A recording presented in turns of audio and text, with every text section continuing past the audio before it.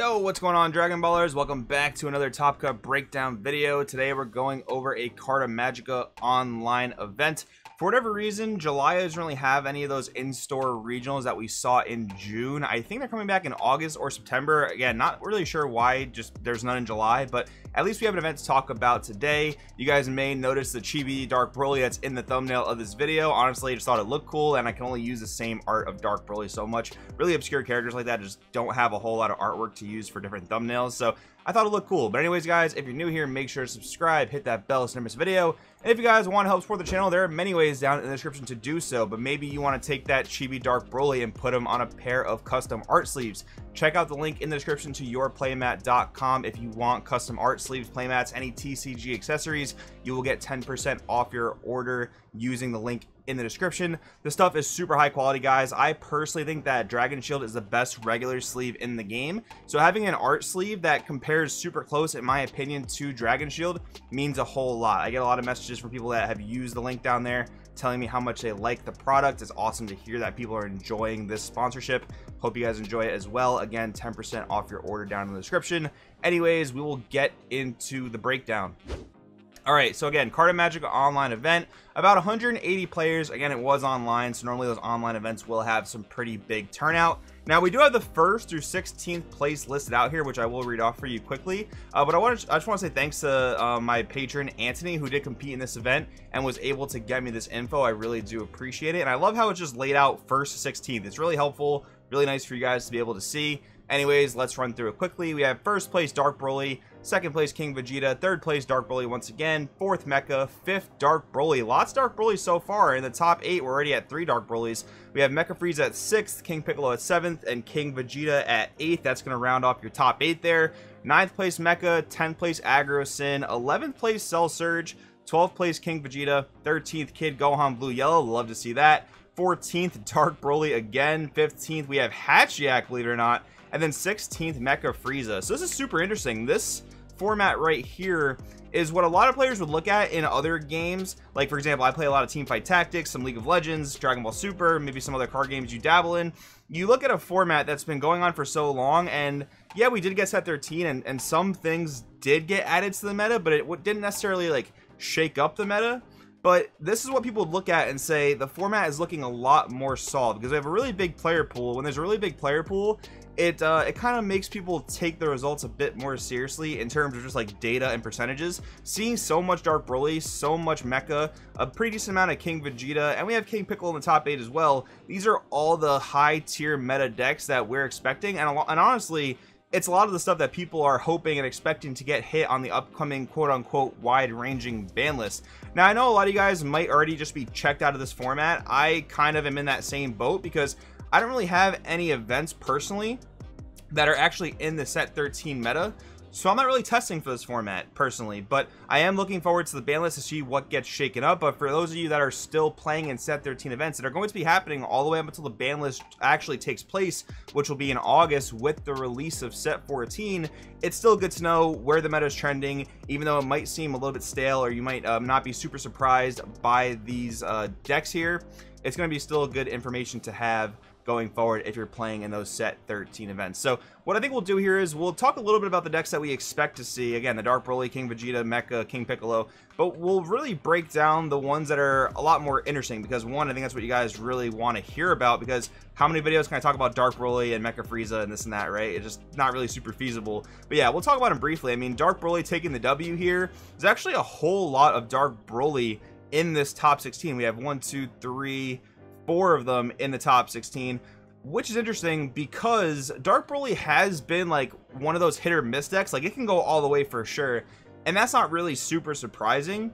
But when you have a lot of red in the format, which this particular event did not seem to have, Dark Broly has a much more easy time. Like, there are other events where we see just lots of King Vegeta and King Piccolo and some other rogue red decks, and then Dark Broly has a tough time even cracking the top 16. So it's really interesting kind of meta fluctuation that we see with that. You'll also notice that in this entire top 16 there is not a single blue leader deck. Like there's some blue with like Kid Gohan, and I'm sure a lot of the Mecha Freezes were blue yellow, but no like Blue Baby, no Soul Striker, none of that good stuff. So it is another good thing that Dark Broly has going for it. Mecha Frieza can do very well against Dark Broly, but I think that matchup really just comes down to matchup knowledge. Like a Dark Broly player that is playing against a newer mecha player, I think can have a really solid time, but a seasoned mecha player that knows the ins and outs of the matchup and techs for it, I think can actually wipe the floor with Dark Broly. But regardless, I mean, Mecha Frieza is all over this top cut as well. There's what, 4 or 5 of them in this top 16 from the looks of it. So again, we're just seeing the big representation of the really big and expected decks. I don't think anyone's too surprised about that, but we will get into deeper detail about the more rogue strategies because those are a little bit more interesting, just to be frank. All right, moving into it, we'll start with Cell Surge. Now this is pretty funny because I just did a video the other day talking about the top rogue strategies I wanted to recommend to you guys going into July, and Cell Surge was absolutely one of those decks. Now I just want to kind of put this disclaimer out there. Just because I put this deck in a rogue video doesn't mean I don't think it's good. That's actually kind of the opposite.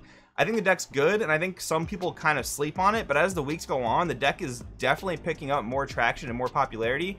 And it's just really solid. Like green and hand control in general haven't been too good since maybe like set 11, I want to say. All of set 12 didn't really do too much, and now set 13, Cell Surge is bringing green, even though it's like a green yellow deck. It's mostly mono green in the main deck, and then you're bringing just hand control back in general as well.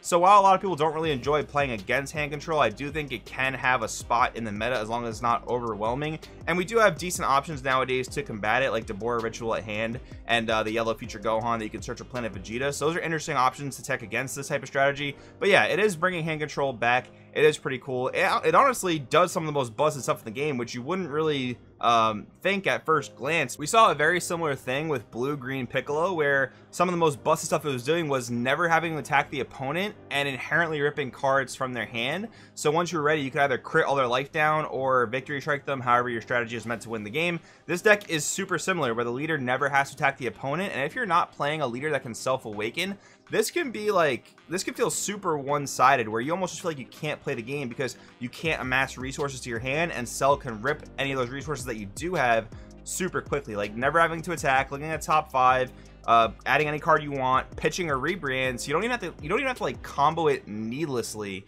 And the fact that we have the new green yellow parasitic Cell in the main deck that allows us to draw and self-awaken really just like fixes a lot of the weakness that the deck had. Now if you don't see that card early on, it can be a bit of a struggle, but yeah, it's just nice that the deck has those types of tools to actually like propel in this format. I think it's a super good deck.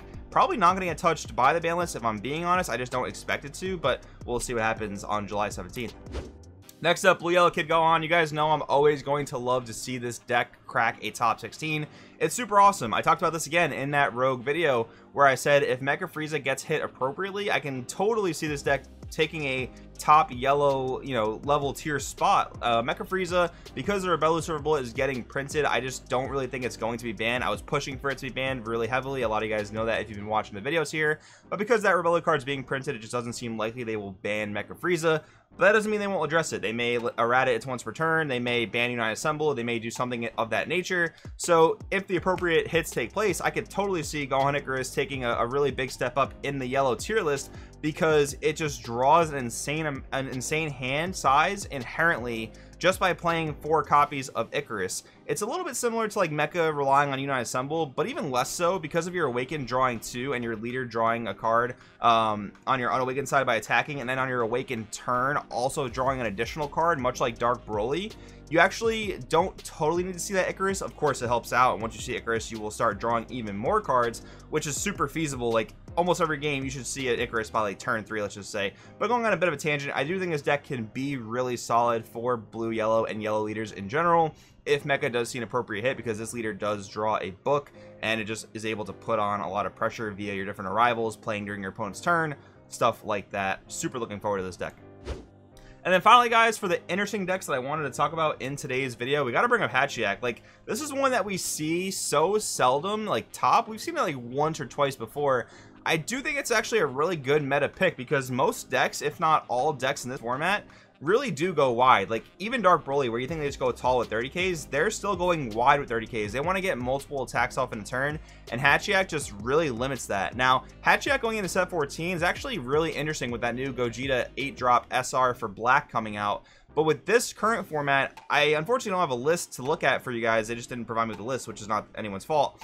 But with this strategy, I actually wonder if it actually makes use of Hatchiac Mad with Hate, because this was a boss monster that was released when Hatchiac was kind of like past its prime, and I still think it's a good deck now to pick. I just don't think people really enjoy playing all that much, because to be honest, it is just like really stalling, and you don't really get to play Dragon Ball yourself. You're really just, you know, hindering your opponent from playing Dragon Ball, and there are some people that will like that play style for sure, and of course that's why we see it get played occasionally. But yeah, I do wonder if it actually relied on Hatchiac Mad with Hate, because I do think it's a very interesting boss monster that that can swing for big pressure and punishes your opponent for countering. But anyways guys, that's what I wanted to talk about in today's video. Hope you guys enjoyed. Hope you guys are gonna have good luck in your set 13 tournaments, and I hope you guys get some fulfillment out of the ban list like I hope I do as well. Thanks for watching. I'll see you guys next time.